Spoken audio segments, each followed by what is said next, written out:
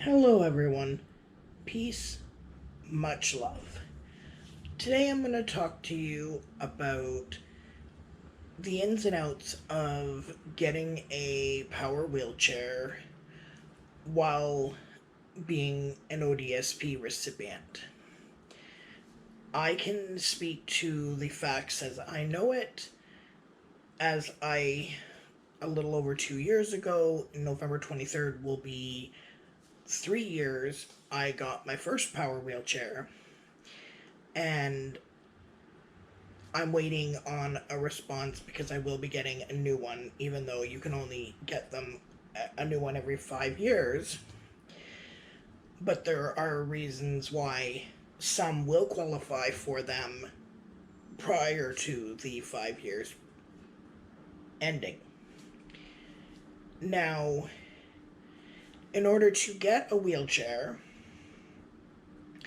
you have to have medical proof from your doctor, and that would require you to go to an OT, as well as the OT will determine if and they're the one if you need one, and they're the ones that will actually do the paperwork and get it sent in, and then you wait until the response comes. Now, the wait is pretty long, especially if there's a holiday. I waited like 6 months because mine happened to go in like November, or no, the end of the summer, and or that, and it was near Christmas, so yeah, that's why. And with all the holidays like Thanksgiving, da da da da, those all make it longer instead of a shorter process because they get backed up because they're closed for certain times, like holidays and such. But back to the other, you, if you're having mobility issues and you believe that you need a wheelchair, and I'm not speaking of those of you that are paralyzed or cannot walk, because I'm not going to assume that you guys know, but you guys are ones that are, if you believe you need a wheelchair, it's like you do need a wheelchair. So let me rephrase that. For those of you who believe you need a wheelchair, and those of you who know you need a wheelchair, these are the things that you need to do. You need to get your doctor to refer you to an OT, an occupational therapist. That occupational therapist will then come out and see you. They will get you to do some things so they can see what you can do and whatnot. They assess. Sorry, I have asthma and COPD. They will assess you to see what your mobility is, and if they feel you need it, or if you would do better with a different mobility device. But then, if the OT deems that you need a wheelchair, a power wheelchair, or a manual wheelchair even, they will measure you across and down from about the waist, so that they know how wide it needs to be and how tall, so that you're not struggling to get in and out of it. Those that can get in on their own and out, that are able to transfer without assistance, or even with assistance. And they ask you a bunch more questions, and they take and they fill out the paperwork, and they send it out, and you wait. I believe it's like either 3 to 6 months, and you will eventually get contacted. I believe it was my yes, it was my OT that contacted me and told me I was approved. And then the people that you get the chair from will bring the chair out to you. Now, and the funding is actually through ADP.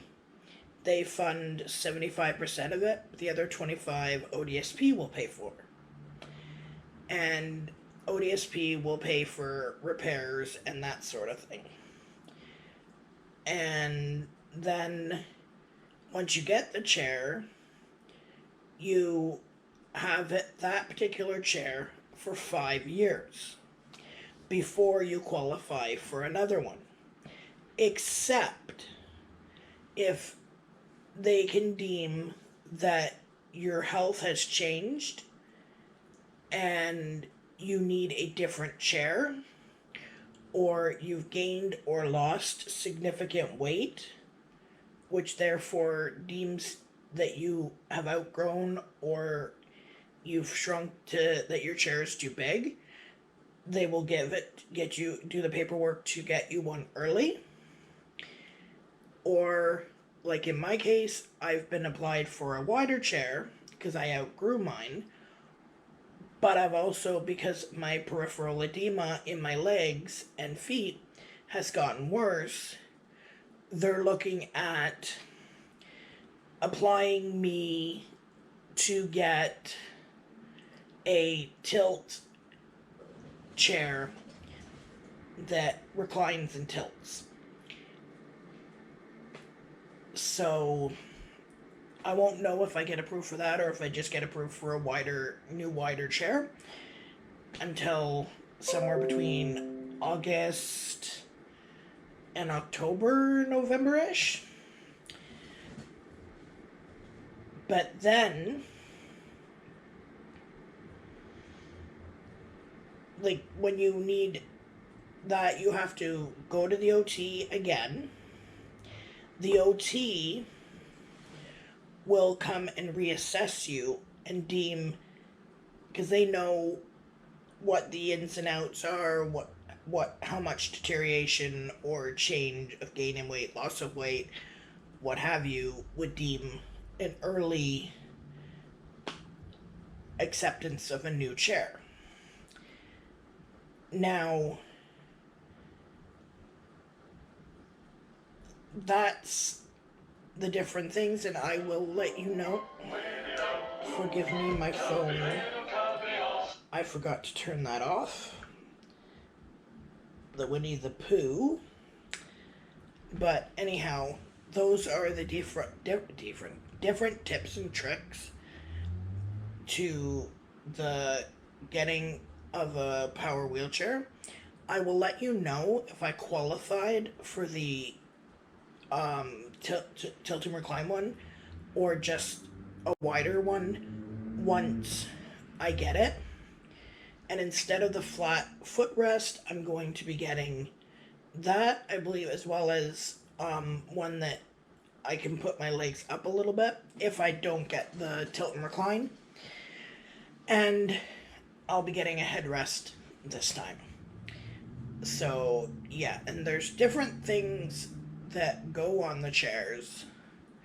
So, if you have questions, contact your OT. Contact, like, in my area, it's Lynn Home Health, which used to be CCAC. Contact them. Refer yourself, because you can. And ask to speak with an OT or that, and speak with someone that is informed, and see an OT. It doesn't hurt.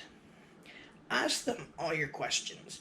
Write down your questions so you remember to ask. And don't forget to ask. No question is stupid or silly. The stupidest question or silliest question is the one you don't ask. Because if you don't ask, you'll never know if that answer could have been yes.